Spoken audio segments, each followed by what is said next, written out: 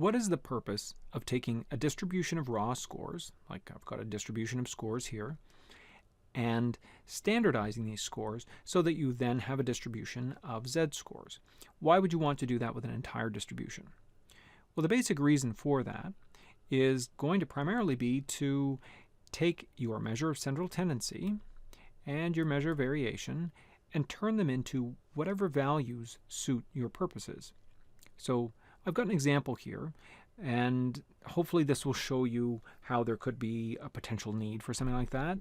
There's a sort of a funny little situation here where that occurs for a professor, and how you would actually go through the process of changing your mean and your standard deviation into some desired mean and standard deviation. And while you're doing that, you're maintaining the positioning of the different scores within that new distribution. So again, I'll read through this and I'll show you exactly how this plays out in an example here and what it means at the end when we've got our new distribution. So it says, a professor gave away too many hints before an exam and is now worried that the department will question him regarding the students' marks being extraordinarily high and suspiciously clustered close together. Help him curve the marks down, so to speak, and spread them out so that the mean is equals to 80 and the standard deviation is equals to 4. So what we've got here is are the marks for a very small class, only 4 students, and this professor is worried because their marks are extraordinarily high. You can see if these are percentages on a test, one person got perfect, 2 people got almost perfect, and the lowest mark is a 96. Not only are these all extraordinarily high marks, but there's not really a lot of variation here. And so the idea is that the professor basically gave away the test, but he needs to curve these marks so that he gets a more normal or a more typical distribution, maybe one where the average is around 80 and there's a little bit more of a spread. So what we're going to do is we're going to figure out what is the current average and what is the current standard deviation for our data here, and then we're going to be able to convert to these. So actually, yeah, I'll figure out both of these, and then we'll move on to altering our distribution to get the desired the desired values that we're looking at here. So to get a mean, to start off by finding the mean, let me start here. I need the sum of my x values divided by the number of values that go into that sum. So if you add these up, the sum of x comes out to be 394. And so if I take my sum of 394 and I divide that by 4 marks, I get a mean of 98.5. So this is a very high mean. My standard deviation, to find that, I'm going to use the formula, the root of the sum of squares over n. Now that means that I have to find first my sum of squares, and I'm going to use the definitional formula, which is the sum of the squared deviations from the mean.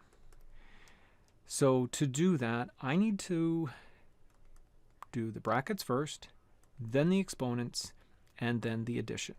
There's also subtraction here, but that happens within the brackets, so the brackets are going to come first. So let's get to work on the brackets. So these are my deviations. I need to take each x value, each raw score, and subtract the mean, which is 98.5. So 100 minus 98.5 is 1.5. 99 minus 98.5 is 0.5, so this will also be 0.5. And then 96 minus 98.5 is going to be negative 2.5. A good check to do with your deviations is to make sure that they add up to 0.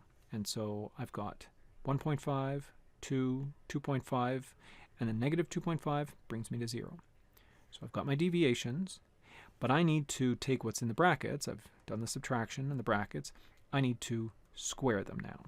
So let's make a bit of space here. Can do this stuff later. Okay, so I'm going to take my deviations and square them. And so let's make this a little bit more tidy. I'm actually going to need quite a bit of room to do all the steps here. All right, so I'm going to square 1.5.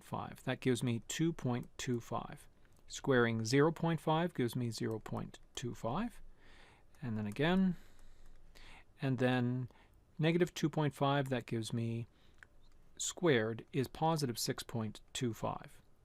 When I sum these up, when I add up this column, what I'm doing is I'm summing up my squared deviations. So this is my sum of squares. And let's see, this is 2.25, 2.5, 2.75, and 6.25. That gives me a total of 9. So my sum of squares is equals to 9. So now I can find my standard deviation, which was the root of the sum of squares over n. That's the root of 9 over 4. And if you work out the root of 9 over 4, let's see, 9 over 4, that's going to be 2.25. And so this is going to give me how much? It's 1.5. All right, so now I have my mean and my standard deviation. So I'll put these off to the side a little bit, or I'll just keep them up here. And then I'm going to clear out the rest of this. Oops. So now I can get to work on standardizing my scores. Now the way I'm going to standardize my scores works like this. I need to make use of the formula z equals to my raw score minus my mean over the standard deviation. So I'm going to create a column here, my z column, and this is going to take each one of my raw scores. So in the first case, on the first row, it'll be 100, that's my raw score, minus the mean, which is 98.5, over the standard deviation, which is 1.5. So this will give me z is equals to, that's 1.5 over 1.5.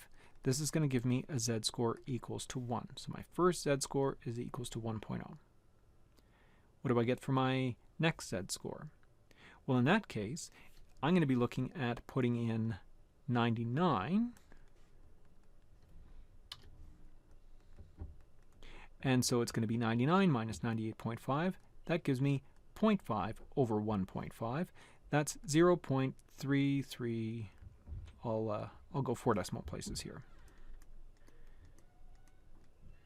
And then again, 3333, because I once again have a 99. And then finally, 96. So I'll put a 96 in my formula.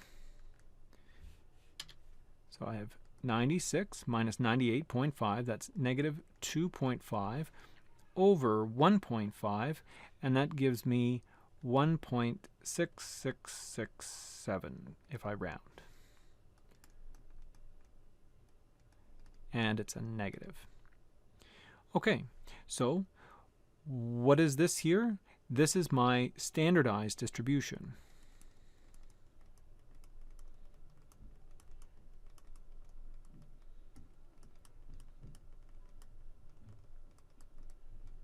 Okay, so I had my original distribution here. We've got the original marks, the original distribution. Here's my standardized distribution.